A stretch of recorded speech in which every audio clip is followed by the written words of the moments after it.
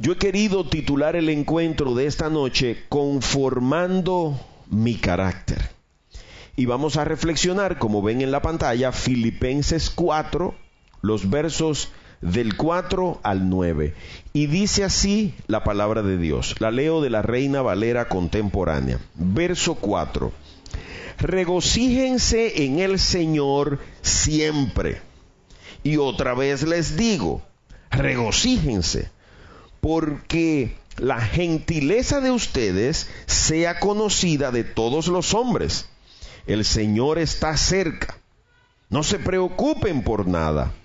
Que sus peticiones sean conocidas delante de Dios en toda oración y ruego, con acción de gracias, y que la paz de Dios, que sobrepasa todo entendimiento, guarde sus corazones y sus pensamientos en Cristo Jesús. Verso 8. Por lo demás, hermanos, piensen en todo lo que es verdadero, en todo lo honesto, en todo lo justo, en todo lo puro, en todo lo amable, en todo lo que es digno de alabanzas. Si hay en ello alguna virtud, si hay algo que admirar, piensen en ello. Lo que ustedes aprendieron y recibieron de mí, lo que de mí vieron y oyeron, pónganlo por obra, y el Dios de paz estará con ustedes. Esa es una promesa última que debe motivar a que abramos los ojos, los oídos y sobre todo la mente y el corazón para que entendamos y aceptemos a fin de que podamos poner por obra.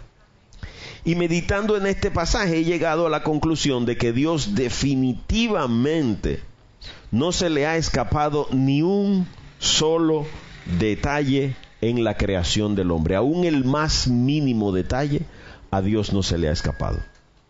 Desde el diseño físico del cuerpo humano, la función fisiológica de cada parte del cuerpo y su perfecta integración de un órgano con el otro, definitivamente que el cuerpo humano es una máquina perfecta como máquina física, pero asimismo a nivel intelectual, a nivel emocional y a nivel espiritual, el diseño de Dios es definitivamente la razón de nuestra existencia.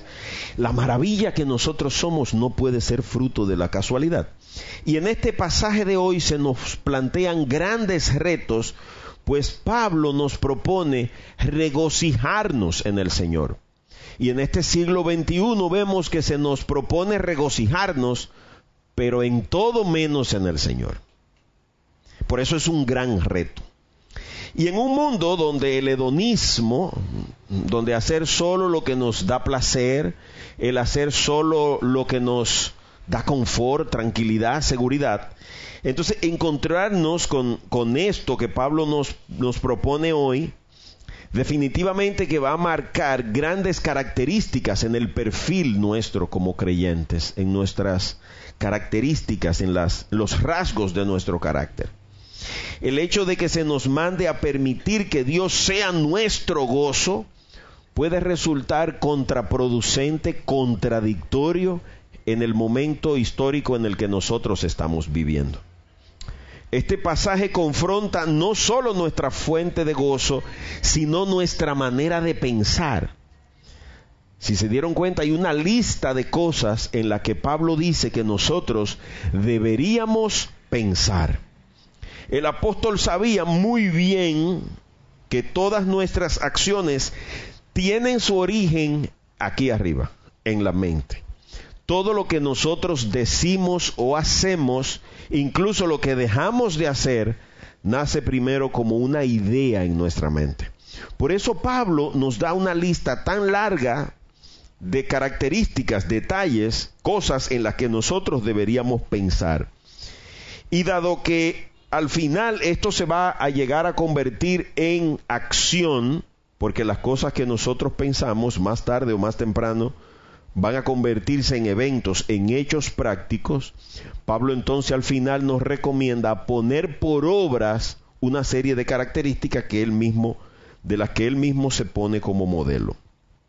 Y es de aquí la importancia entonces de que ustedes y yo cuidemos nuestros pensamientos. Tenemos que cuidar las cosas que entran a nuestra cabecita, porque definitivamente después que entran ahí, la afectarán. Para bien o para mal, toda información que entra en nuestra mente impactará de algún modo nuestra manera de pensar. Y eso obviamente impactará nuestras acciones.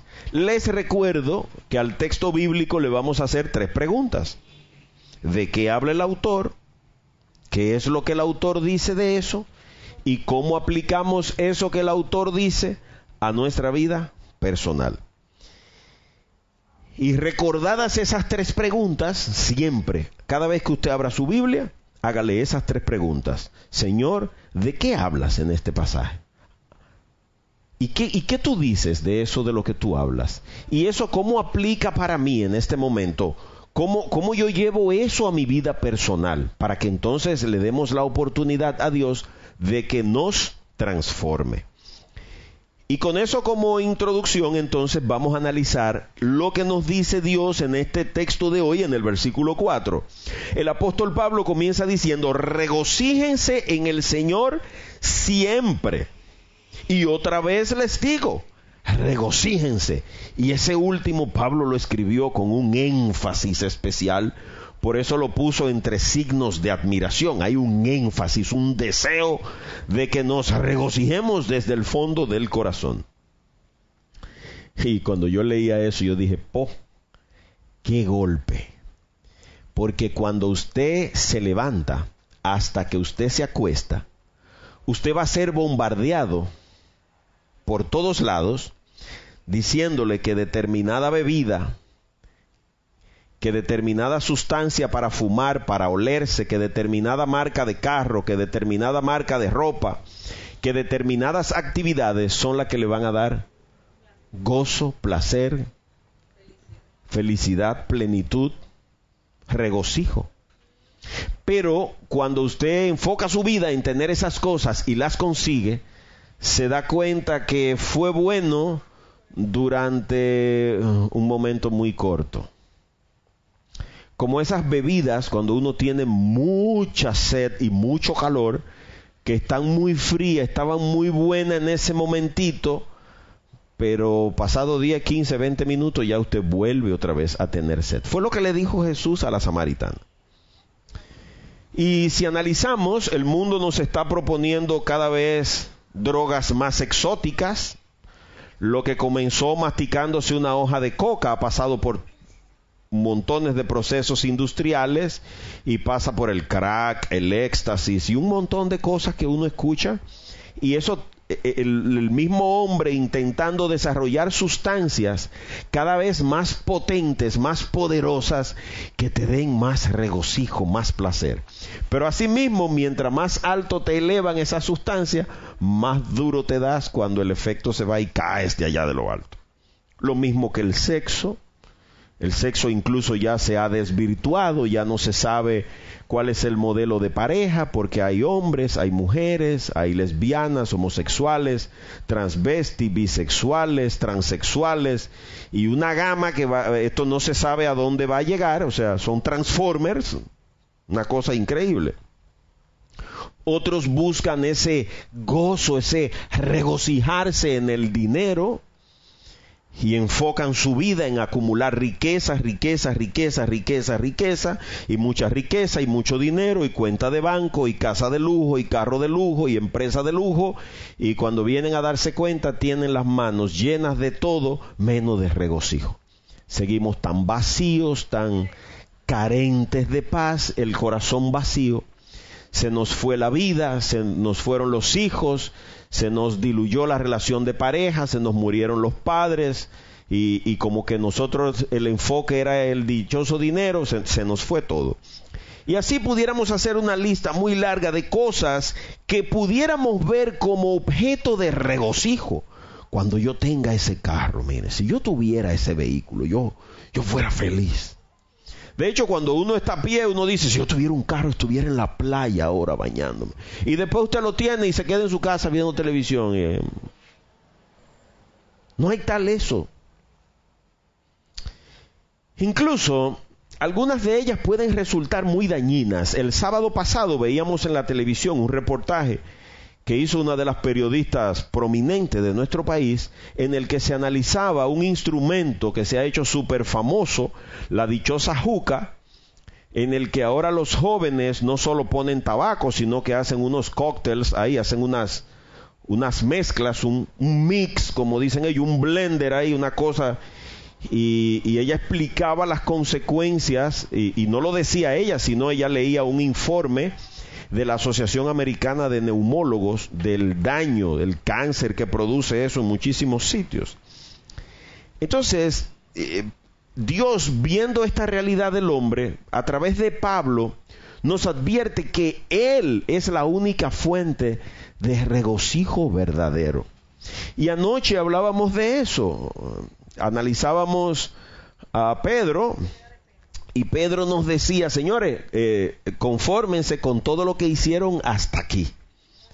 O sea, si ya usted no se bebió todo lo que quiso y bailó todo lo que quiso, después de encontrarse conmigo, ahora la cosa es diferente. Ahora, la razón de tu gozo, el motivo de tu alegría, de tu paz, de tu plenitud, ahora soy yo.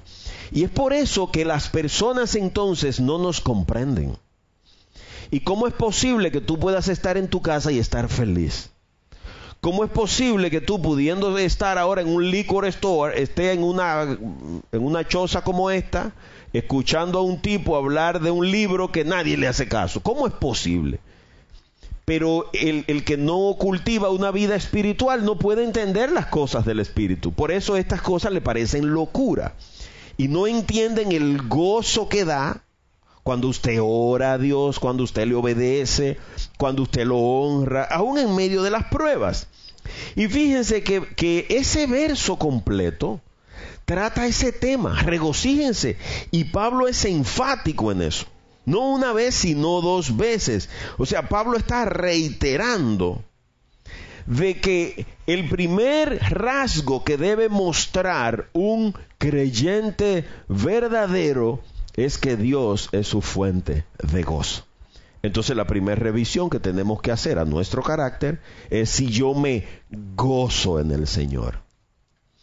Si cuando yo tengo la Biblia en la mano derecha y el control de la televisión en la mano izquierda para ver la tía Victoria o la usurpadora o la dama del sur, o no sé cuál más, ahora las novelas pasaron de ser fuentes de lágrimas de mujeres llorosas, ahora son mujeres matriarcas, traficantes de droga, dueñas de carteles y todas esas cosas. O sea, fíjense cómo ha ido cambiando el mundo y cómo el hombre ha ido ajustando la cosa de tal suerte que transforme la sociedad.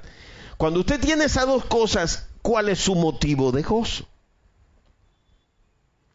La Biblia siempre va a estar ahí. Déjame ver la novela, que hoy le van a dar el fin. Después yo leo esa cosa de la Biblia. Eso siempre va a estar ahí. ¿Decimos eso? Oh, no, hombre, es que voy a estar perdiendo tiempo con una novela. Déjame gozarme en un salmo.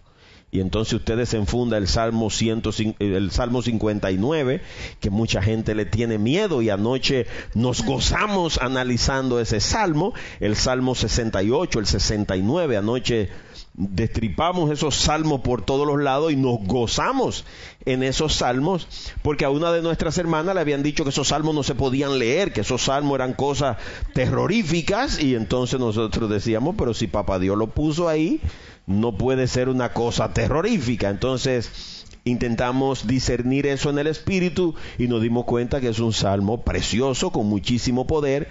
Incluso nuestro hermano José, mi papá dijo ayer que no deberíamos decirle Cuco más, porque él es un muchacho buen mozo y trabajador y serio y honrado, que por qué decirle Cuco. Mi papá estaba ayer revelado en contra de eso.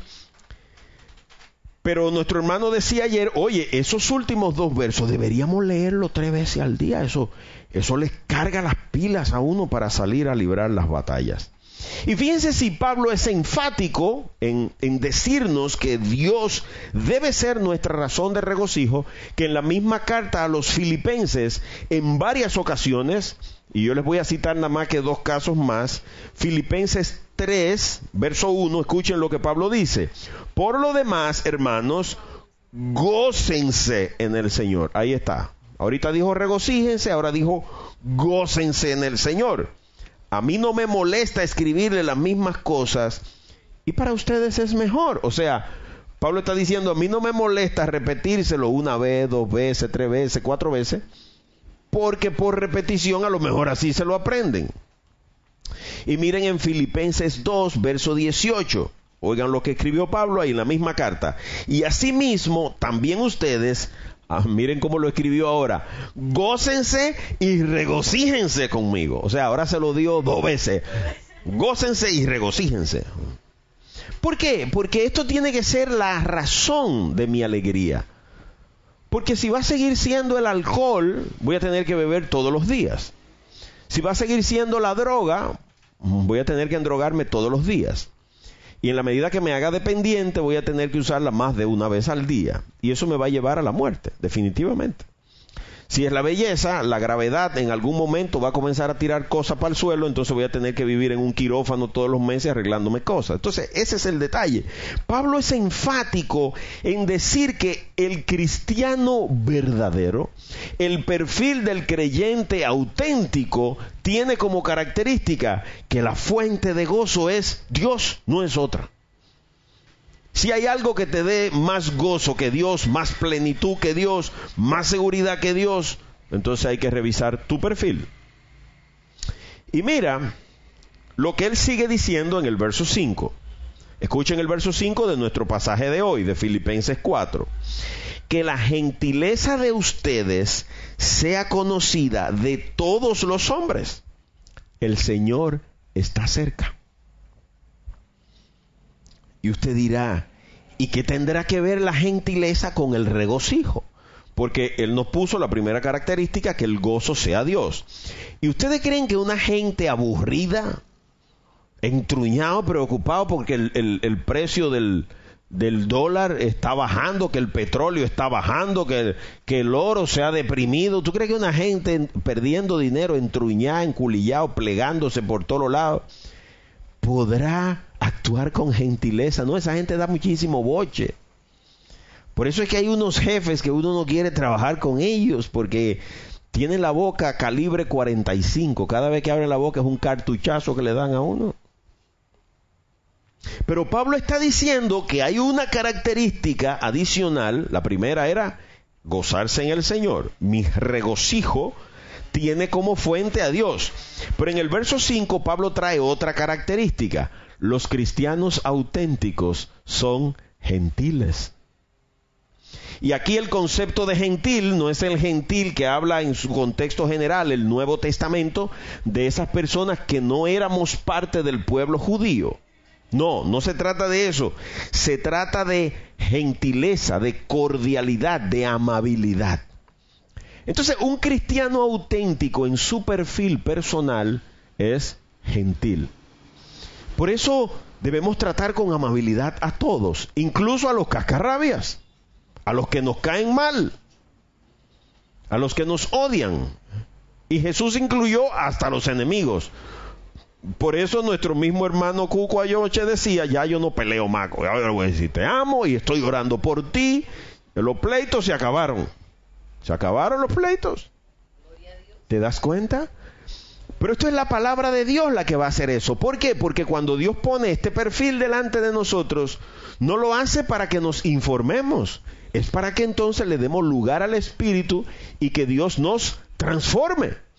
Entonces un tipo que era cascarrabia, peleador, ahora la gente lo ve y ¿qué es lo que le ha dado a este hombre? ¿Y por qué es tan gentil? ¿Y por qué si yo le hago daño y le hablo mal y cosas, y como quiera él es tan atento y tan caballeroso? Y yo le mando rayos y él me manda chocolate. Y yo le tiro piedra y él me manda flores. Pero no puede ser posible eso. Y esto tiene que ser así porque el apóstol Pablo sigue diciendo en este verso 5 que esa gentileza no es para tenerla escondida abajo de la cama, ni manifestarla solo aquí en la iglesia. No, dice, tiene que ser conocida de todos los hombres. Eso significa que cuando la gente hable de Pamela, a donde quiera que hablen de ella, tienen que decir, esa es una mujer gentil, es cariñosa, es dulce.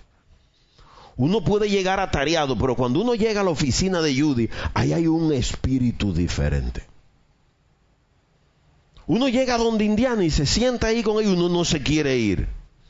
Porque ella siempre tiene una palabra dulce, siempre tiene un trato amable. Ella ve a todo el mundo como si fuera su hijo. Por eso tiene que ser conocido de todos los hombres.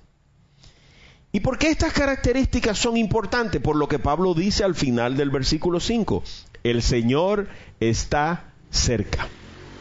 Y un tema que hemos venido discutiendo durante las últimas semanas son los indicadores del fin. Y aquí Pablo, como el que no quiere la cosa, porque usted dirá, ¿y qué busca esa frase ahí? Eso como que no pega con nada de lo que él dijo. El Señor está cerca, como quien dice, configuren su carácter, porque Dios está por venir. Y cuando Él venga, Él va a sacar una plantilla con una serie de características. ¿Ustedes saben cómo se llama esa plantilla? Se llama Jesucristo. Y Jesús se va a parar al lado de nosotros. ¿Y qué tanto tú te pareces a Jesús? No, este no es ni sombra, este es un chivo, tírenlo para la izquierda. No, este es un cordero, se parece a Él, mira, es gentil. Se gozó en el Señor. Ah, sí, este es una oveja, póngalo para acá, para el lado de... Vengan, hijitos míos. ¿Te das cuenta? El Señor está cerca. Dios está por venir.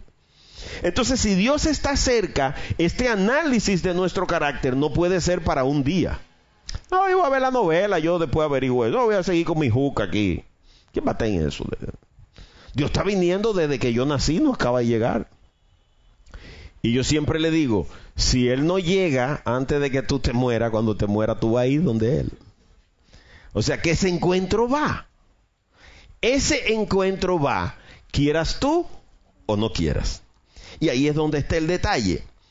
Y fíjense si esto es importante. Que el escritor de Hebreos sabía esto muy bien y aparentemente sabía lo que Dios había dicho por boca del profeta Habacuc.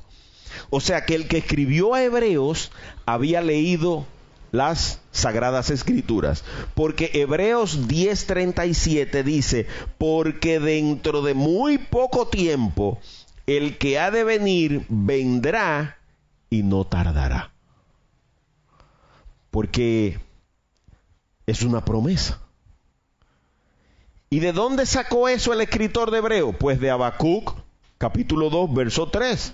Escucha cómo lo dijo Dios por boca del profeta Habacuc. La visión va a tardar todavía un tiempo, dice Habacuc, pero su cumplimiento se acerca y no dejará de cumplirse. Aunque tarde, espera que llegue, porque vendrá sin falta. No tarda ya.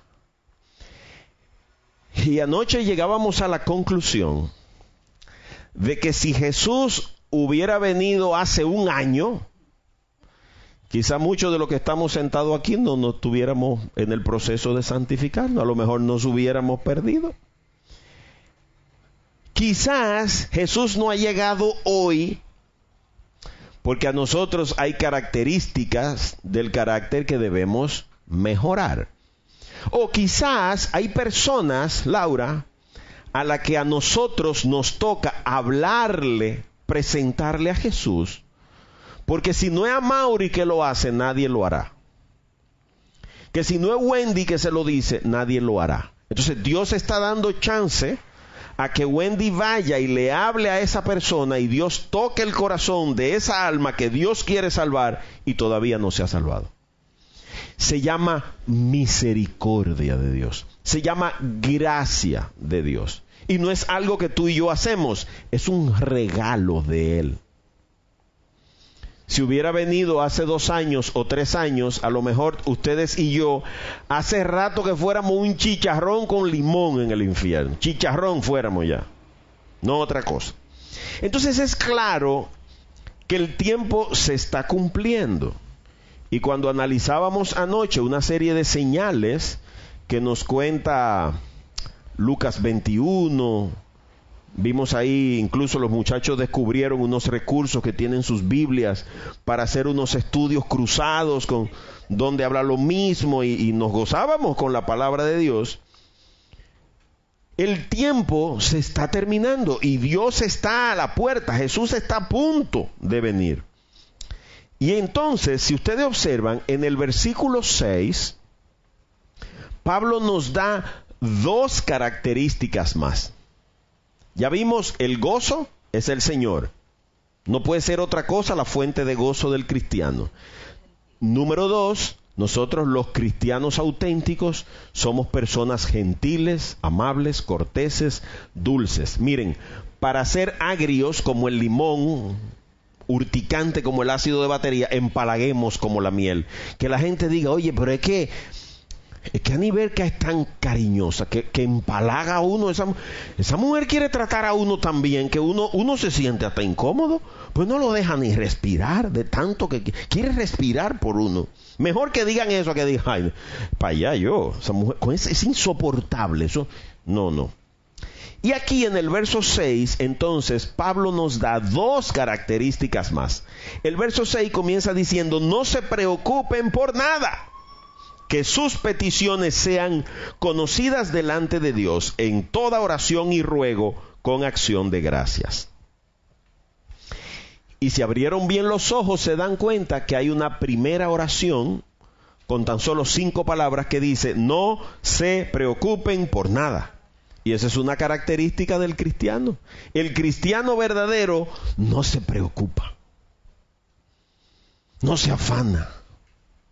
Nos ocupamos, pero no nos preocupamos. Porque cuando usted se preocupa y se afana y se perturba, usualmente cometemos errores. Ahora, nos ocupamos, somos personas laboriosas, diligentes, proactivas, claro que sí. No somos haraganes, claro que no. Pero no nos preocupamos, porque sabemos en quién confiamos. Y sabemos que todas nuestras situaciones están bajo el control de Dios. Y lo meditábamos en el devocional hoy, donde veíamos que aún el diablo, cuando fue a hablar por Job, mira, Job, el diablo no hizo lo que él quiso, el diablo tuvo que ceñirse a lo que Dios le dijo que podía hacer. Acaba con todo lo que tú quieras, pero a él no me le ponga la mano. Y el diablo no le pudo poner la mano. Aún el diablo tiene que ceñirse al plan de Dios. ¿Te das cuenta? Entonces, ¿por qué nos preocupamos? ¿Por qué vivimos tan asustados? Que la tierra se inclinó después del terremoto de Chile. Que hay una guerra, que Corea está haciendo bomba atómica, que no va a haber agua en 3 meses. ¿Y por qué no afanamos? ¿Y qué ganamos con eso? Que la gasolina va a subir, que se va a acabar el aire, que la capa de ozono tiene un hoyo. ¿Y para qué te preocupas? Yo sé que el día que ese problema de la capa de ozono vaya a afectar a los hijos de Dios, Dios va a poner la mano y va a tapar el boquete ese de la capa de ozono. O sea, yo no sé lo que Él hará, pero no tiene que ser objeto de preocuparnos, porque hay una cierta paz que Dios pone en el corazón del hombre que no se entiende. No se entiende. Por eso Jesús, y nos los cuenta Mateo en el capítulo 6, verso 25, escuchen lo claro que Jesús habló sobre esto de preocuparse. Mateo 6, 25. Por lo tanto les digo, no se preocupen por su vida. Es Jesús que lo está diciendo. Ahora no es ni siquiera Pablo, Jesús. No se preocupen por su vida, ni por qué comerán o qué beberán, ni con qué se cubrirán el cuerpo. ¿Acaso no vale más la vida que el alimento y el cuerpo más que el vestido? No se preocupen. Ustedes pueden estar seguros que los hijos de nosotros no se preocupan por nada. A ellos no les importa si la gasolina subió, si hay que pagar la luz, si se acabó el agua, si no le importa nada de eso. Porque el que va al supermercado es papi, y como él se encarga de eso, yo no sé dónde salen los cuartos, a mí no me importa lo que él hace. Yo lo que sé es que él va a traer a la despensa, eso sí sé yo. Entonces, ¿para qué me preocupo? Ellos no se preocupan. Y la despensa puede estar vacía, ellos están viendo televisión felices, porque va a llegar. Desde que den las 12 la arroz va a aparecer. ¿De dónde? No se sabe. Y están felices y con los juegos electrónicos y el celular. Hay que pagarlo el celular. A ellos no le importa eso.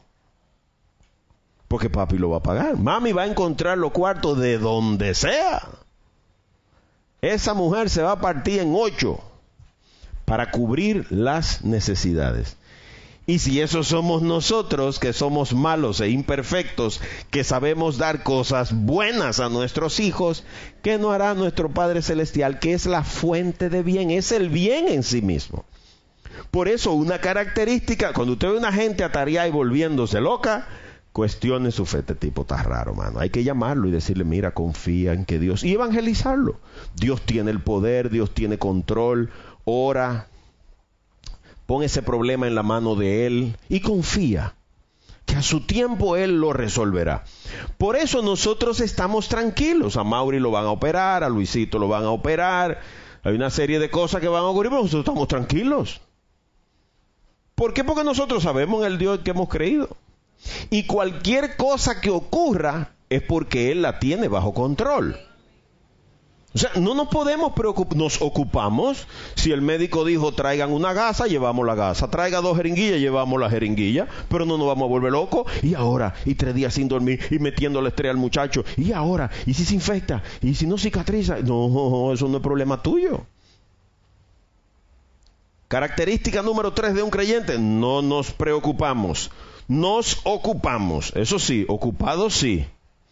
Que el pecado no te encuentre con la mente ociosa, ocupado siempre haciendo algo, pero no preocupado, ni perturbado, ni volviéndonos locos.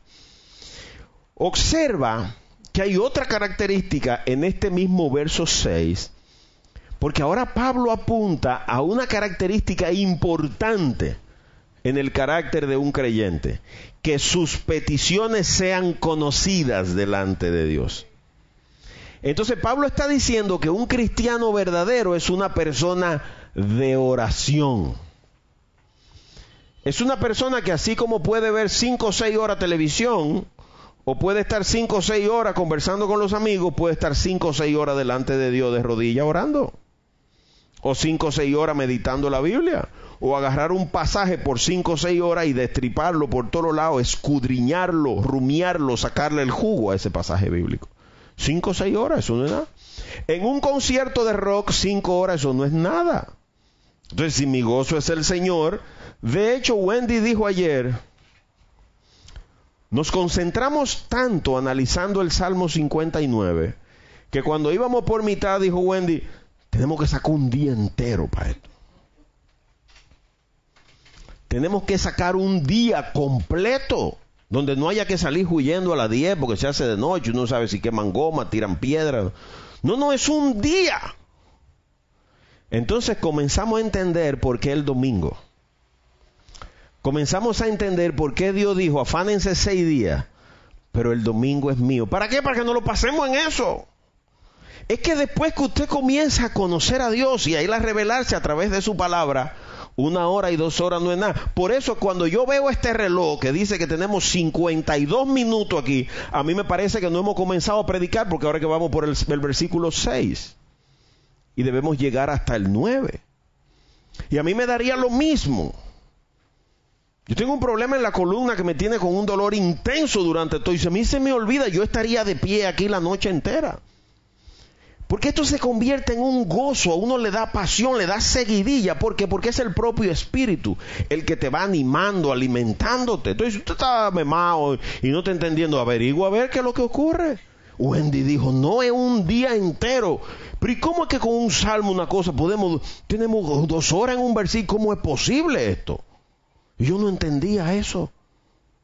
Tuvimos una chica aquí el jueves pasado y dijo, oye, yo no sabía que la Biblia decía todo eso. Yo tengo una en mi casa y la leo y no entendía nada. Le pasó como al tipo aquel que se encontró con Felipe. ¿Se acuerdan del eunuco? ¿Cómo lo voy a entender si nadie me lo explica? Claro, si es bueno con un profesor que se lo explique. Entonces nosotros debemos orar. Miren cómo Pablo se lo escribió a la iglesia de Éfeso en el capítulo 6, verso 18. Oren en todo tiempo, con toda oración y súplica en el Espíritu, y manténganse atentos. siempre orando por todos los santos. Entonces, esto está diciendo a nosotros que una característica fundamental en la vida de un creyente es la oración. Pero nosotros hablamos más del jefe de la policía que va a sacar 1.500 miembros de la Fuerza Aérea, que ya mataron 5, y ahí se embromaron los criminales. No, ojalá no hubiera que matar a nadie, señores. Independientemente de que sea un delincuente o un militar, lo ideal sería que no muriera ni un solo ser humano. Un ser humano es irreparable. Entonces deberíamos estar orando por la violencia, para que Dios traiga paz a los corazones, que ilumine, que toque. Por eso Pablo es enfático diciendo, oren en todo tiempo. Pero nos da un sueño. Por eso el mismo verso 6 dice, en toda oración y ruego. Pero mis oraciones no deben ser solo para pedirle cosas. Al final él dice, y con acción de gracias. Démosle gracias a Dios. Anoche le dimos tanta gracia por los aguaceros, porque dijeron que en 3 meses no iba a caer una gota de agua. Y yo no sé en otro lado, pero en Cotuí está lloviendo desde el domingo. De hecho, hay mucha gente que ha salido hasta darse su bañito y a poner su cubeta en los caños. Y una maravilla. ¿Te das cuenta? Como Dios abrió las llaves de los cielos, abrió las compuertas y cayó el agua. Porque Él es el único que tiene ese control. Entonces deberíamos darle gracias. Gracias por todo. Amanecimos vivos, le damos gracias. Apareció un pan, démosle gracias por el pan. Y si apareció mantequilla, pues démosle más gracias todavía. Chocolate con pan, ¿sabes lo que es? Que démosle gracias, ahora hay con qué mojarlo el pan. Démosle gracias a Dios siempre. Seamos agradecidos. Un cristiano es agradecido. Entonces, si usted es un mal agradecido, que muerde la mano que lo alimenta, entonces usted tiene que revisar su perfil. Porque cuando Jesús se le pare al lado, Jesús es agradecido. Él dio gracias a Dios siempre y por todo. Y fíjense entonces que cuando vamos conformando este carácter, miren lo que ocurre en el verso 7. Y que la paz de Dios, aquí comenzamos a ver los beneficios. La paz de Dios, que sobrepasa todo entendimiento, guarde sus corazones y sus pensamientos en Cristo Jesús.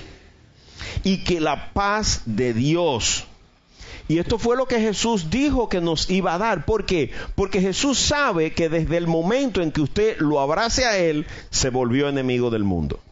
Y entonces van a venir los ataques, van a venir las luchas. Y Cuco decía ayer, oye, pero nosotros nada más que somos como 20 o 30 y nos están atacando tanto. Y cuando seamos 500.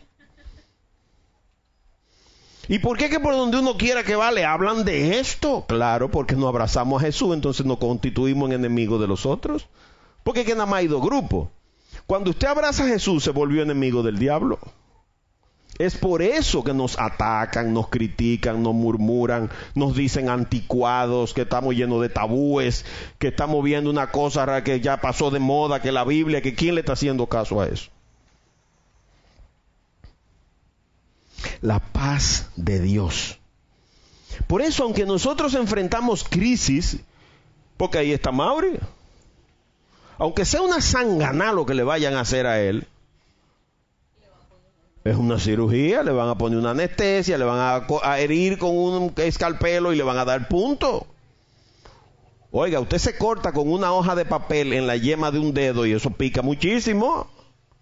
Yo no sé si a usted le ha pasado eso. Me dice, me han cortado los dedos con hoja de papel. Y eso no hay navaja que corte y cosa que pica esa. Cuando usted se lava la mano, eso, y si usted no se lo cuida, se infecta. Y entonces peor la cosa. Entonces imagínate este hombre en una cirugía. Ahora, hay una paz que nosotros recibimos en el corazón. Señor, yo sé que voy a enfrentar esta cirugía, yo lo sé. Pero yo estoy tranquilo. Por ejemplo, yo tengo que repetirme un estudio ahora en este mes. Y yo estoy hasta asustado de lo tranquilo que estoy.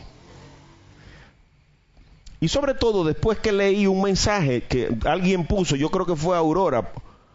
No, Tony, ¿por qué desperdicias tu cáncer? Porque lo peor que puede pasar es quizás eso, y aquí hay un testimonio vivo. El cáncer va a ganar 2 cosas. Si me deja vivo, me va a volver más humilde, más sencillo, porque me voy a dar cuenta que no soy nada. que los médicos no tienen control sobre mi enfermedad. Y si me muero, pues mejor aún, voy a ir delante de la presencia de Dios. Se acabaron todos los dolores, todas las crisis, todos los problemas, todos los sufrimientos, todo se acabó en la presencia de mi Padre por toda la eternidad. Entonces nada más hay beneficios.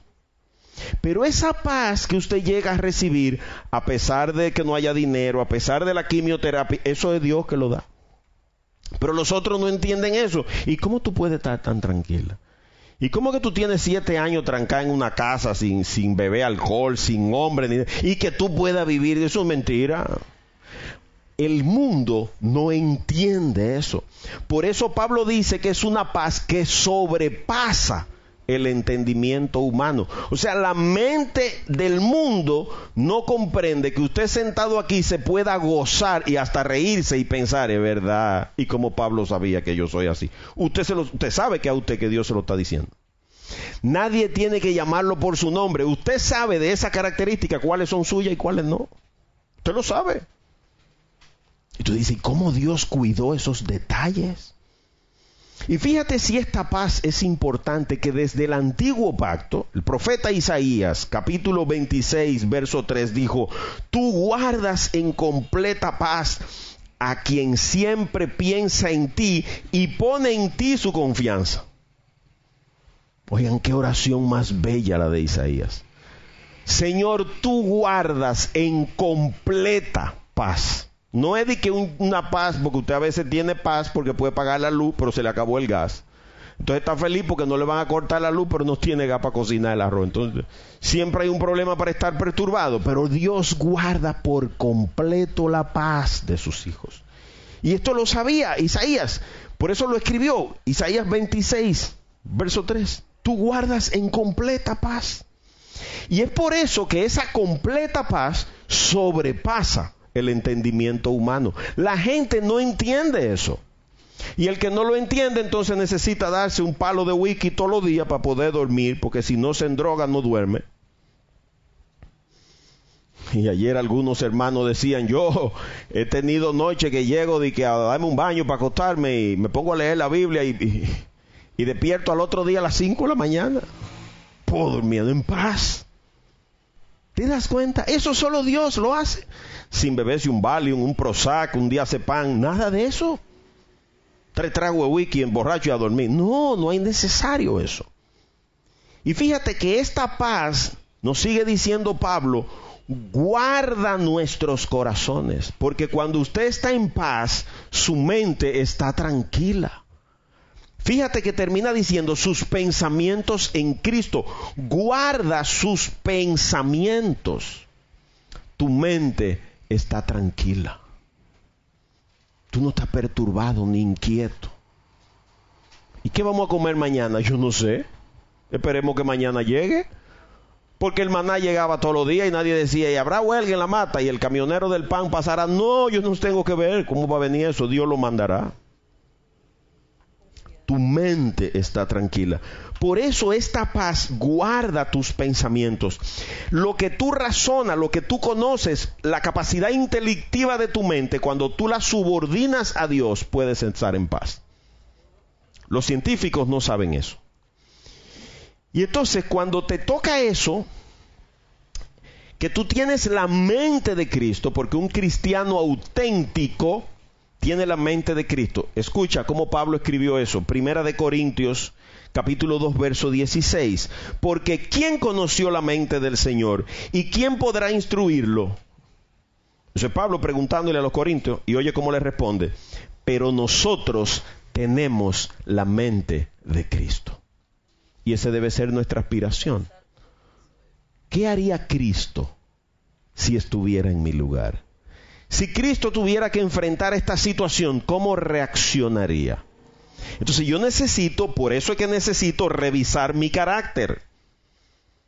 Porque en el momento en que usted tenga que complacer, usted va a tener que decidir si a los hombres, solo da un trago por complacer a los amigos, pero entonces se está dejando de parecer a Cristo. Y esto solo será posible, por eso ese mismo verso 7 termina diciendo que cuando nuestra mente y nuestro corazón, ya nosotros sabemos que el corazón y los pensamientos, eso apunta a la mente, al cerebro del hombre. Pero la Biblia hace la separación entre lo que son sentimientos y emociones por un lado, y nuestra mente, nuestro intelecto, nuestro raciocinio por el otro. Porque son las dos cosas que acaban afectando al hombre. Yo sé que ella me está engañando, pero yo la quiero tanto. Por eso hasta un salsero escribió la conciencia y la razón. La conciencia me dice, pero la razón me frena. ¿Se dan cuenta? Ese es el conflicto. Y ante todo esto, miren cómo sigue diciendo Pablo en el verso 8. Por lo demás, o sea, Pablo, se te fue la mano.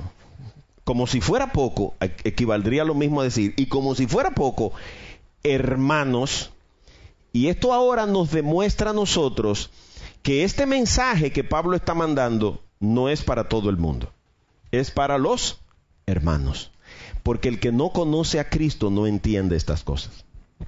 El que no está buscando a Dios ni está viviendo una vida espiritual, no es verdad que se va a gozar en el Señor, que va a ser gentil. No, eso no es verdad. Es arrogante, prepotente, nada más quiere sus intereses, es egoísta, va a vivir afanado, preocupado.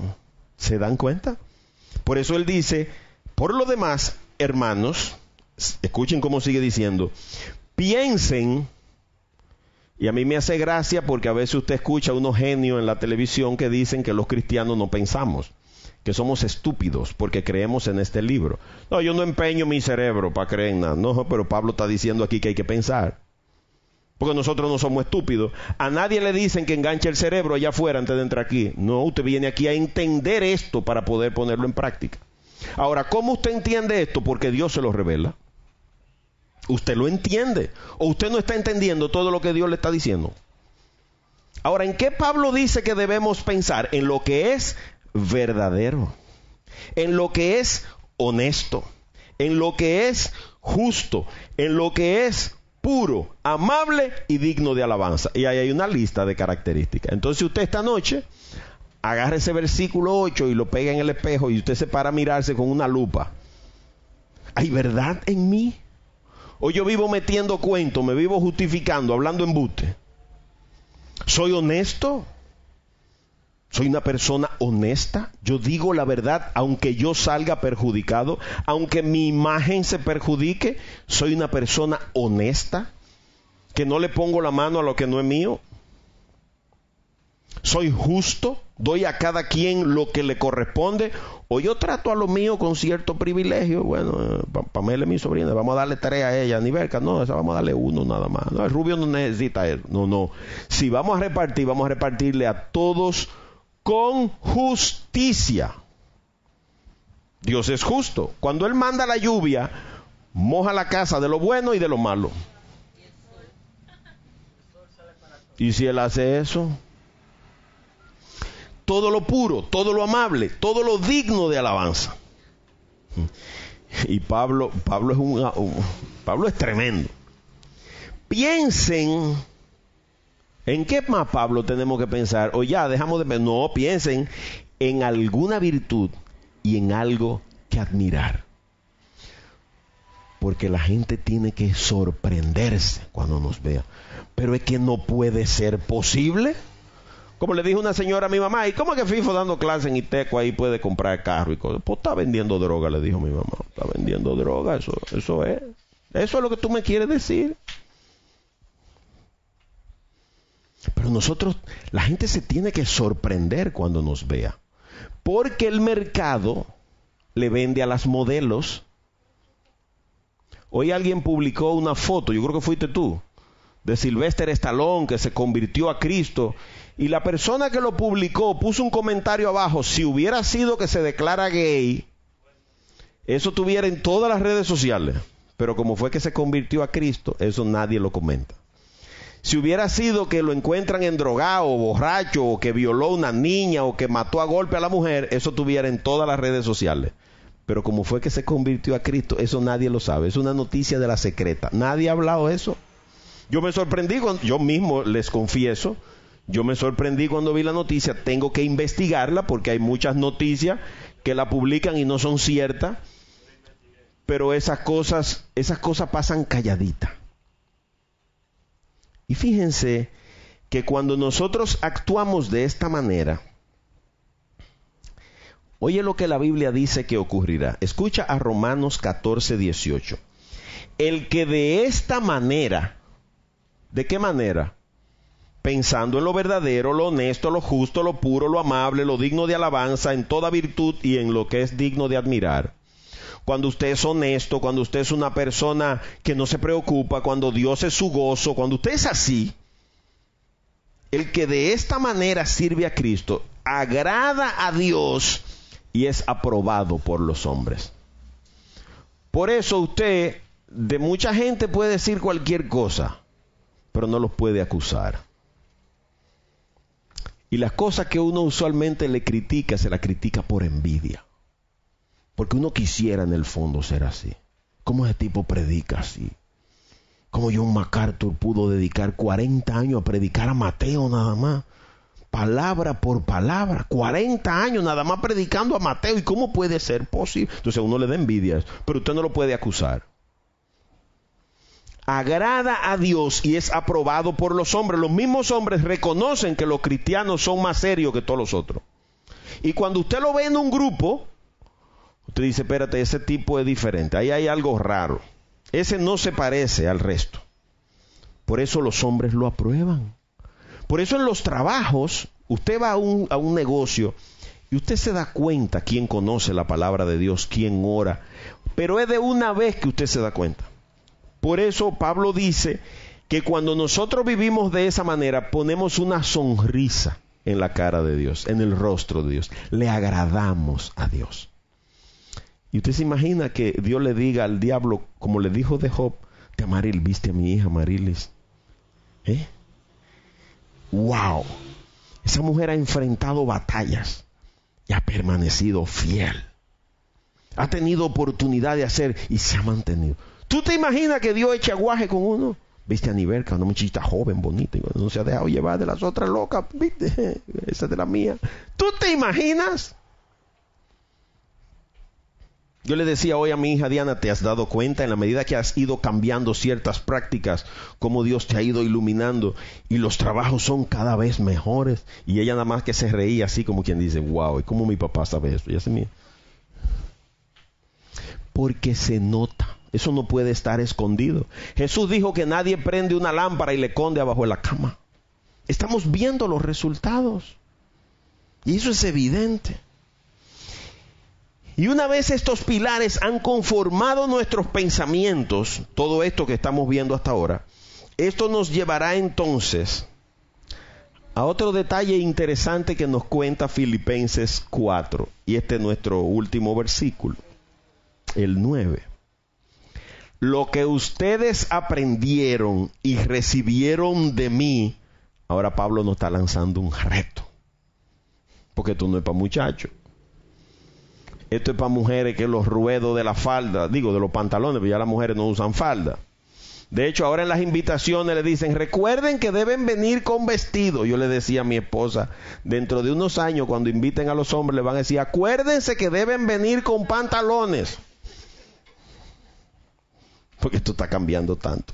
A las mujeres hay que acordarle que deben ir con vestido, porque ya nadie se lo pone. Pero Pablo, en este versículo 9, o sea, después que Pablo nos ha dado una serie de características que deben configurar el carácter del verdadero creyente, entonces él nos lanza un reto. Porque esto no es para que tú te enteres y te vayas hoy feliz. Ah, sí, mira, yo soy amable, soy cariñoso, yo no me preocupo, yo me gozo en Dios. Oye el verso 9 ahora, a ver si es verdad. Lo que ustedes aprendieron y recibieron de mí. Y mira si Pablo es fuerte. Lo que de mí vieron y oyeron, o sea, el ejemplo que yo le di a ustedes, como ustedes me vieron actuar a mí, pónganlo por obra y el Dios de paz estará con ustedes. Entonces, mientras todo esto sea conocimiento, no espere que Dios va a estar contigo.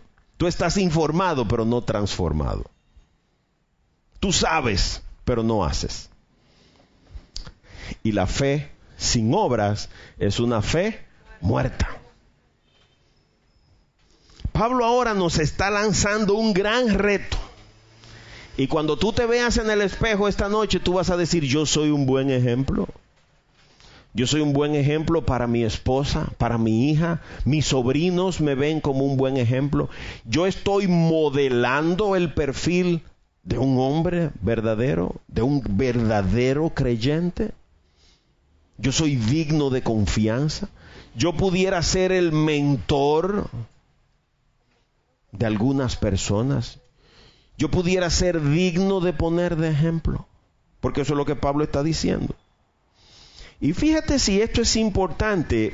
Pablo no solo predicaba la palabra, sino que él la modelaba. Él vivía conforme a la palabra.